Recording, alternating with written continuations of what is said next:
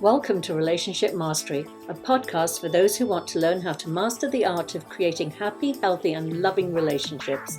Please join me, Adey-Jones, and my co-host, Barry Selby, each Tuesday at 1 p.m. Pacific for a lively and informative conversation on everything to do with relationships. Hello, everyone. Thank you for joining us this week. Barry and I were just having a little chat here, and we thought we would talk about, we're going to call it infidelity, because we're going to cover whether it's a one-night stand or a long-term affair. But we thought that carrying on from last week, where we were talking about grieving the loss of a loved one, when you find out that your partner has had an affair, and I define affair by the fact that you had no idea it was going on. It wasn't an agreement that you had an open marriage or anything like that. There was something going on that you were not aware of, and you've become aware of it, and it's a very painful experience for many people.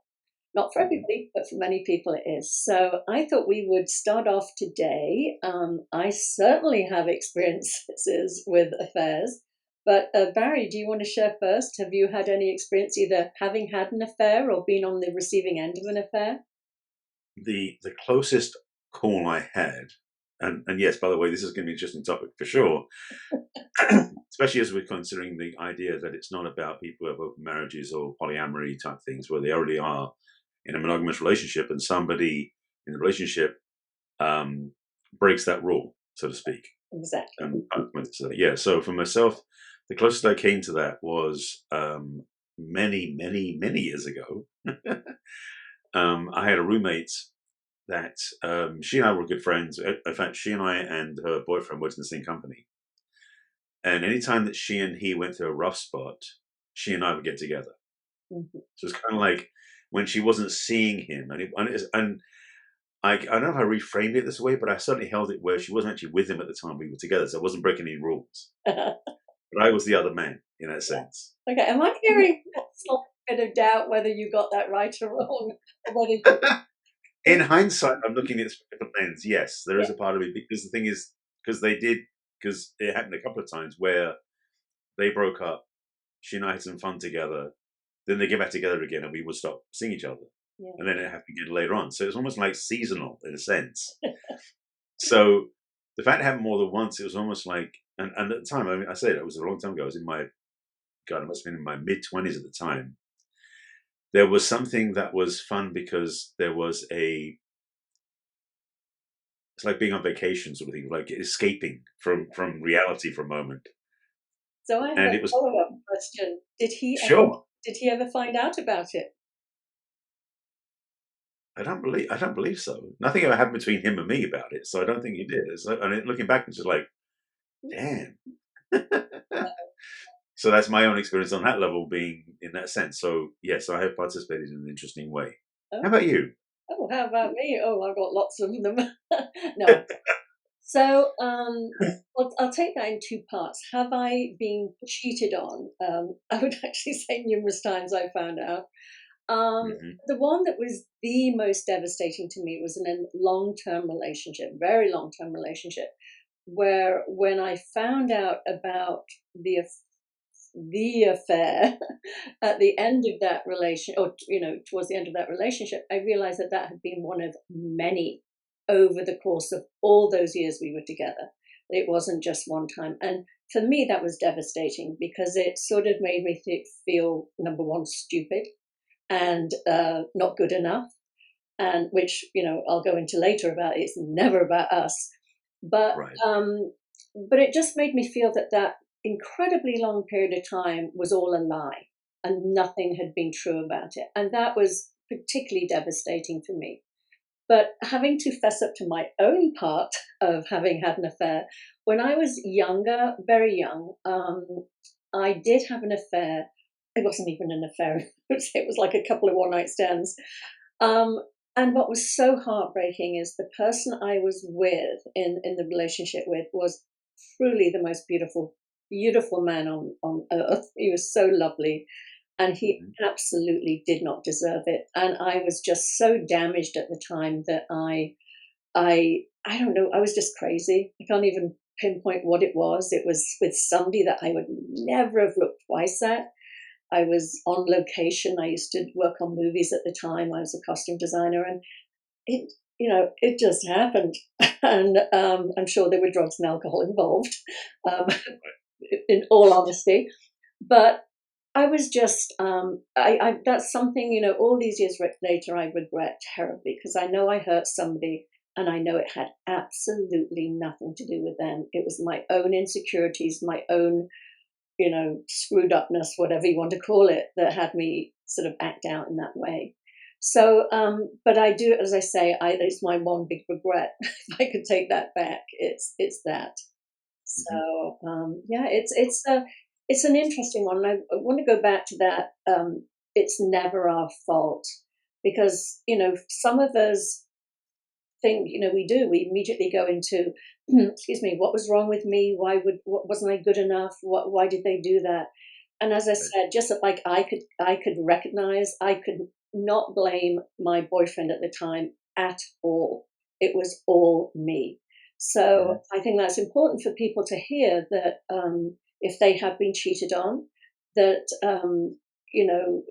it's the other person. Like I just said, there's no excuses. I was screwed up, and I did something really awful. So Right. what do you have words to say about that? Well, my thought was, and the I agree with you definitely. The fact that somebody who cheats on their partner with somebody else has usually does it for one of several reasons, and one of them can be that they're looking for something they can't get from their relationship. It can be a mechanical thing. In fact, there are some couples I've known over the years where it was actually a sanctioned affair, so to speak, because one partner was going through some stuff where they couldn't perform with their partners, so they gave their partner permission to go seek that elsewhere. Yeah. That's a very unusual one. I'm not saying it's recommended, but I have seen that a couple of times with people I've known, not clients, but people I've Yeah. known.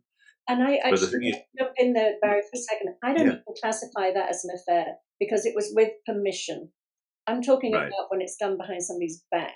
So carry on. Yeah. Basically, it's cheating, not honest. Yes, exactly. Like, Simplest way of putting it. Yeah, yeah, absolutely. So yeah, so those two I'm talking about were pretty honest. yeah, So the crossing that line into the cheating behavior is oftentimes, they can say, can be driven by a desire to find something you don't get in your relationship. Maybe you want some excitement you don't get because you're getting bored in your relationship, which is all to do with the fact you're not doing the work in the relationship to make it exciting. hmm, Many of these things have definitely callbacks to what we could fix in our relationship. But oftentimes it can be something where, and this is the deeper one and the rarer one in a sense, and I think it's maybe what you did with that relationship you talked about, the long term relationship, is that you left, or a person chooses to cheat because they are self flagellating themselves. They're actually cheating somebody else, not for pleasure, but to give themselves something to feel guilty about because don't feel valuable or valid in the relationship they're in. So they use it as and it sounds so bizarre to say it that way because they're actually having fun in quotes, but they're doing it as a way of self punishment. mm. Which Okay. no, I have to jump in now. I've been on exactly. a little bit of the get out of jail free card. I No, I'm not using it as an excuse. It's it's a thing that people do sometimes. They'll do something as a self flagellation. They'll No, do it to beat themselves up. yeah, no, I hear that. But You I know, also think there's the other camp of, because as I say, my history with being in narcissistic relationships and the work I do with my clients, that there are narcissistic types, male or female, that feel entitled to have their cake and eat it too. That right? the rules don't apply to them, and if the other person doesn't know, it doesn't hurt them, so why shouldn't they? And they have a lot of justifications for that. And also, the reason they do it, particularly with the narcissist, is they constantly need that attention, that new. They want to be in that feeling of limerence, that feeling of infatuation, where the other person is worshiping them and seeing them as these knights in shining armor with not a chink in their armor.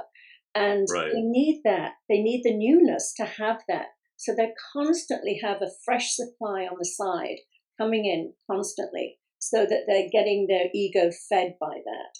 And I think that is one of the more common reasons rather than the self flagellation ones.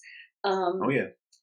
for sure. So I think before we go into sort of self flagellation, I think it's important. to talk about what are some of the main reasons. So I also wanted to cover here that this is about, whether you want to stay in a relationship with somebody that has broken, we talked about it a couple of weeks ago, that sort of expectations versus agreements.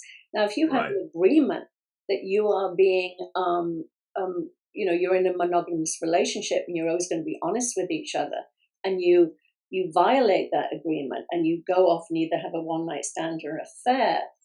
And again, I will have a caveat at the end here, because there's one area where I do think it's okay to go and have an affair. So I'm going to share that Okay. a little bit.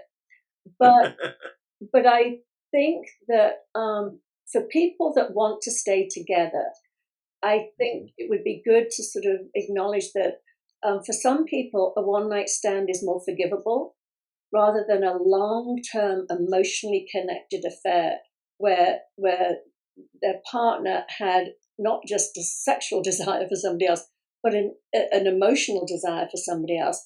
And they were also capable of lying and hiding that really, really well. Can you ever trust that relationship again? So what are your thoughts on that? Trust is funny. I was actually on a live stream yesterday, and we're talking about building trust in business and in romantic relationships. And the thing is that trust is one of those things that can be very fragile in a sense. So in the context of somebody cheating, because we didn't talk about this yesterday, but this definitely has an interesting parallel. That behavior, especially when it isn't upfront, isn't honest, is hidden, is secret, is all those different things. When it is found out down the road, perhaps years later, like you were saying with your relationship, the amount of trust that has been going along with that time has suddenly dropped out from underneath, like having the floor fall out from underneath. Mm-hmm. It becomes a much deeper chasm and a deeper wound than just if somebody had a fling and you found out 2 days later, sort of thing. Yeah. So Yeah. the pain and the suffering involved and the destruction of trust has a greater impact, I believe, that sense. So there is a gradation in a sense, or a scale. And so, for example, to do the two different examples, so if someone did go on a one night stand, and when they were on a business trip and came home and they polished for it and cleaned it up, the trust there's going to be shaken. However, there can be agreements put in place, a conversation had, a come to Jesus meeting sort of thing, where it could be rebuilt fairly quickly to be okay again, presuming that doesn't get repeated. But over that period of time where the trust was presumed going fine until violation is discovered, for it's been happening for many, many years, that's almost irreparable. Yeah. To Yeah. trust again is almost impossible. And in fact, to stay in a relationship with that level of violation experienced is almost masochistic. Mm-hmm. So I don't know if I'm just offering my perception of the two extremes. Well, and again, I think you sort of, there are factors that come into that type of relationship. If you have children together, there can be a lot of reasons why you want to work through it. But I would agree with you at some point. I think if if if there are attempts to make amends and really solid changing in behavior, like no more drinking, if the drink was blamed on it or things like that, then you might want to see if it can be brought back together. But I would agree with you, actually. I think the damage is too deep. It certainly was for me in the end. What was I going to say? One other thing. Here we go again. I've lost my train of thought. We come back, yes. But yeah, I'll come back in a bit. But also, I was going to go back to what I was going to say about when I do. Actually, I was given permission by my therapist, and not that I took it up, and I have found that sometimes in the work that I do, I have somebody that's a partner that's in an emotionally abusive relationship, and they are psychologically, sort of hijacked and kidnapped. They can't get out of that trauma bonding they're in, and they end up believing this is as good as it gets. I'll never find another person, and sometimes I think in that situation, it's sort of okay to just sort of even have an emotional, just see if, just experience somebody being loving with you and tender, just to show you that what you're tolerating and putting up with is absolutely unacceptable. So it's not like I'm saying run off and have an affair, but I can understand that. I can also understand, but this again is not an affair because it's an agreement. When somebody is physically ill and unable to be intimate with their partner anymore, they've given their partner permission to have a sexual relationship outside of the relationship. But that again, I don't consider that cheating because it's an agreement. But I sometimes think opening yourself up to just experience either tenderness from somebody else, to just, it doesn't have to be a full-blown affair, but just to experience that tenderness, to go, wait a minute, what am I putting up with over here? Sometimes I think you sort of just have to look at that. Well, there's the thing. I mean, I'll push back a little bit on that because good. I love it when we push back on it. Well, because that's the reason I love a conversation, because there are different perspectives and counterpoints, which are so the thing. So speaking to the idea of the emotional affair, so to speak, where you go inside because you've been through such trauma in the relationship, and I'm putting the idea of kids to one side for a second, so I'll come back to that in a moment. But if you're in a relationship, just the two of you, and your partner's been very emotionally abusive to you, and you don't necessarily go seeking, but you discover an emotional intimacy with somebody else, either gender, because it's not about sex. Yeah, exactly.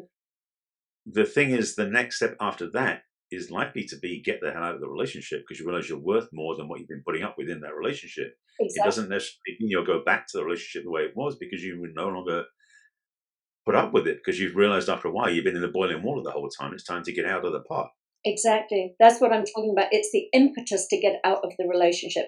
The fear of finding a really nice person. Often people are like, oh, men are all like this and everything. And I'm like, no, they're not. No, they're not. Right. So I'm seeing it as a stepping stone out of an abusive relationship where you feel like trapped because of that trauma bond, as I said, that you don't get out the water. You're not the frog that jumps out of the water. So I see it this as an emotional stepping stone to get out. Actually, I also want to mention that this is a really interesting point too. Often people actually have an affair to leave their relationship. They don't know how to leave a relationship. I'm not talking about an abusive relationship. I'm talking about just any relationship where they don't want to be there anymore. They often have an affair and get caught deliberately so that their partner can end it with them. They feel less bad about themselves if their partner, throws them out because they've had an affair than if they've left their partner. So it can get really complicated. Basically, they're trying to pretend to be the victim so they don't make their partner the victim, is what they're really doing. So hang on. Let me say that one again. By becoming the person being caught in the wrong. Yes. They can basically, well, I shouldn't know, it's the other way around. They can make their ex or their partner to become the ex as the victim, so that way they can feel justified that the partner can leave them. Yes, exactly. Versus the other way around, where you basically just want to walk away, and then you feel like that it gets very painful. The thing is, and we'll go back to the kids for a second, because I mentioned earlier about the kids. If you are in a relationship that is emotionally abusive, or the person's cheating on you all the time, unless you have no way of doing it, I highly recommend that even if you have kids, you leave the marriage, the relationship, you have some sort of agreement, because the kids are not the handcuffs that keep you locked in the relationship. So have the opportunity to stand up for yourself and honor yourself and choose out and work out things with the kids. Obviously, you've got to work out things with the kids you don't leave behind. But the relationship is too toxic for the kids to put up with either. Yeah. Barry, this is such an in-depth conversation about the children and about staying in a marriage and so-called staying for the children, that I agree with you. But I think this is a whole other conversation that we should have. Because it's Indeed. There's so many layers to that. But it's really, just think of what we just talked about then. We just covered people cheating because they feel entitled to have a bit on the side and get their cake and eat it. They cheat because they want to self-flagellate. They cheat because they want to leave the relationship, but they don't want to deal with the guilt of leaving the other person. So they get caught out. So the other Right. person will kick them out of the marriage or the relationship. So it's such a complex thing. It's just not, cut and dry. And hello? Oh, did it black Okay. out for you? Oh, I'm fine. Oh my God! My screen went completely black. Okay. Okay, so that where are we at? 20 Well, minutes. I was going to jump back in. Yeah. So, well, can you remember? Oh, I don't know when it went black. Yes. So carry on after I just laid out the different ways. Then you jump in now.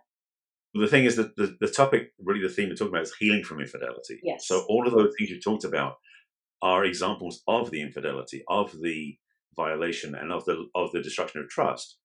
The healing from infidelity, and really what it comes back to, is the healing from broken trust more than anything else, which can also be other areas, is where the real work is. And for many people, once that level of connection, monogamy, intimacy has been violated and destroyed, the trust that's been undermined is such that the relationship cannot continue in any way, shape, or form, because there's no way that the relationship as it was can be continued without it looking like it's been through a bad body shop sort of thing, it's been like badly repaired. So ultimately those sort of situations are rarely, and yes, it can be done, but are rarely salvageable after that sort of violation has happened. And the thing about it with the healing from that fidelity, for me, and again, so we talked about yesterday on the live stream about how you build up trust, is trust has to be built over time, and it can only be built by example. It can't be, will you trust me? You can't ask them to trust you, no.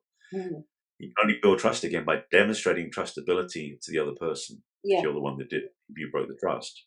And that requires work. Absolutely. And there's two things in here. I do actually believe that a relationship can survive a violation of trust. But as you said, it takes many different steps. I think it starts with you. It's, say I'll use myself as an example. Say it was me and my partner cheated on me. I need to firstly look at myself as why I want to continue in the relationship. Is it because there is codependency there, or is it because I'm not valuing myself and I think this is as good as I deserve? So it starts with me. I would have to look at myself first and really understand why I was choosing to possibly give this person another chance. And again, as I said, if it was a one-off, it would be easier for me to say, possibly, okay, let's look at this. What went wrong? Were you not, what were you doing here? What was the underlying thing that was happening here? Now, if it's a feeling of entitlement, then, they're out. If it's simply, just, it can be very complicated. Maybe they were just feeling that, sometimes grief can have or loss of a job, somebody's esteem goes down. They act out just to sort of bolster themselves. So if it was circumstantial like that, not just the I'm entitled to do it, I think there's many factors we can look at.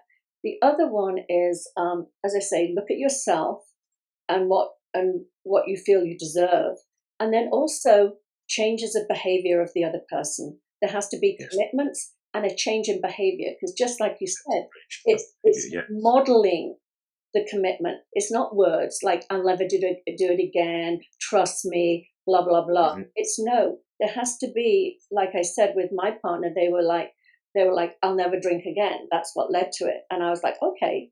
And they stopped drinking for a while. Then they said they wanted to start drinking again. I was like, well, hang on a minute. If that led to that, then that's going to be the next step. And that's when I said, I'm out. Because there had been a demonstration of, I'll make this change to make sure it never happens again. But once that change was sort of, the goalpost moved a bit to say, oh, I'm taking that back, then it was clear that their intention for it never to happen again was not that strong. So exactly. Yeah. So again, as we said, it's you have to come to the table again. You have to lay it all out honestly about, if there were things missing in the marriage, that person sought to do that, even though I think that's not a justification. You just simply say to the other person, hey, I'm not happy here. I feel like leaving. and then you have the conversation before the cheating happens. But it's to reevaluate the relationship and see if you want to come together and work on it in a healthy way. The thing is, and yes, I agree with that.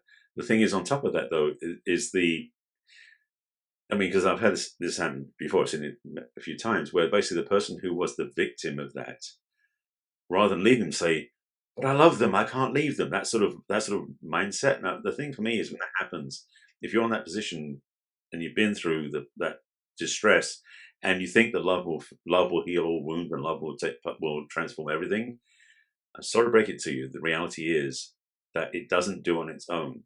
Mm-hmm. It is possible to rebuild the relationship, as we mentioned, but again, it might be going like it's been through a bad body shop. The repair job may not be as good as the original, and know that you'll end up with a relationship that was a lot worse off than when you started. So, as they were saying, leaving may be the only option you have. The situations, obviously, you can tell from what we said in the show. There's a variation on and a range of different experiences people have and different payments people make, as in the mistakes they've made and what they have to do to clean it up. So not all relationships, I'm going to say this clearly, not all relationships are fixable. Mm-hmm. Yeah. And in these circumstances, some damage, some accidents, injuries to that relationship are irreparable, and fixing it is a fool's task. Yeah. You might better walk away. There will always be a scar. There will always be that sort of a scar there that you will feel. And the other thing is oh God, here we go again. Mine's gone blank. Oh, how many times am I going to say it? It will come back, as I keep saying, it will come back. It did come back. And as I've said before, love is not enough to make a relationship work. So you can't just brush it under the carpet and just say, but I love them. I love them. But what I did want to finish up here with, Barry, is that, or maybe this is another show, it's how we learn to trust again. And I did want to just say that for me, I beat myself up because I was like, how couldn't I have known this? Well, number one, they were the most brilliant liar ever and swore on beautiful people's lives that they would never do this. So I believed them. But I was also codependent. I was also trying to make the relationship work. So I think I must have been overlooking signs that were there. And after I left the relationship and was able to sort of really feel my inner wisdom, I actually was able, people would say to me, how could you ever trust again? How could you ever love again? And I was like, you know what? Because I'm a different person, I'm not going to put my head in the sand. And not that it was ever that obvious, but still, I'm sure if I had been more alert, I would have seen something. But I really trust my wisdom. My wisdom will guide me. And I know that. And I don't listen to people's words anymore. If people swear in people's lives, I don't listen to that. I listen to my wisdom. I listen to my wisdom is my word for intuition, my gut, my whatever it is, my inner guidance. But I listen to that. And that helps me move on and have an open heart and trust again. So I just wanted to finish with that. Well, I want to add a couple pieces to the puzzle. Trust. The thing with trust is that it's demonstrated acts that match our words, match our deeds, all those sort of things that line up, and we become in integrity. That whole thing about being aligned to the truth of who we are. Mm-hmm. Violation of trust can only be rebuilt by starting over. And again, I would have said, if it's damaged too far, you got to walk away. But if you're in any relationship, even a new relationship, trust is something you build with each other. The challenge a lot of people don't realize is they oftentimes, or the mistake people make, not challenge, oftentimes they meet somebody is they automatically trust them without knowing who the person is. Yeah. Mm-hmm. Trust, to be really transparent, trust is earned. Yeah. And so demonstration of acts that build trust by how you present, how you do things. And it really is a key part of any relationship. So to rebuild trust is harder than the first time when you start out building trust. And know that your relationship can be an incredible place to explore that with somebody. But as we said, this one is a hard one to get through sometimes, and it may be better to walk away, just to be clear. Yeah. Yeah. And if you are in that situation, don't beat yourself up. If you're choosing to stay for whatever reason, because I have clients that I find it so hard to leave their emotionally abusive relationships, and the last thing I ever want anybody to feel is shame.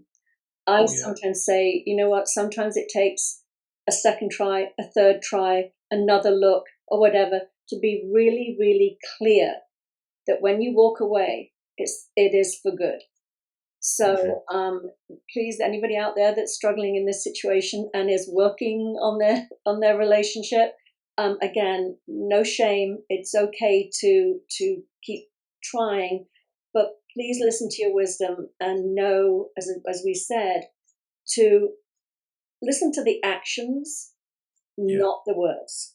Words are easy. Words are cheap.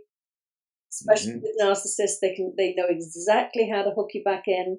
They can reflect back to you everything you've ever wanted to hear in your life, that you're the only one for them. They can't believe they ever did this. They've been looking for you, whatever, all their lives. And so just don't get sucked back in by the love bombing. Really, Right. really pay attention to the behaviors. And by the way, we've covered a couple of things we just mentioned in the show about codependency and narcissism. If you haven't listened to our earlier episodes, our first couple of episodes, we dive deep in these topics. So if you didn't watch those or listen to them before, go back and listen to them now with new ears. You might hear things differently than you did when you first heard them. Yes, exactly. Especially as cheating is one of the one of the Yes, indeed. key narcissistic traits. So, Yes. okay, Barry, I think we are coming to the end again. That was fabulous, great talk. And Well, we'll definitely do the one about staying for the children. oh, yes. That's We're deep one. a juicy one. So that's coming up soon. So thank you, everybody. We look forward to seeing you next week. Take care. We trust you enjoyed this episode and invite you to share this with your friends and loved ones. In fact, please subscribe to our Relationship Mastery podcast. That way you'll get each new episode fresh and shiny as soon as it is released. We'd love to hear from you as well. So go ahead and enter your questions and comments at relationshipmastery.show. Take good care. We will connect with you in our next episode of Relationship Mastery.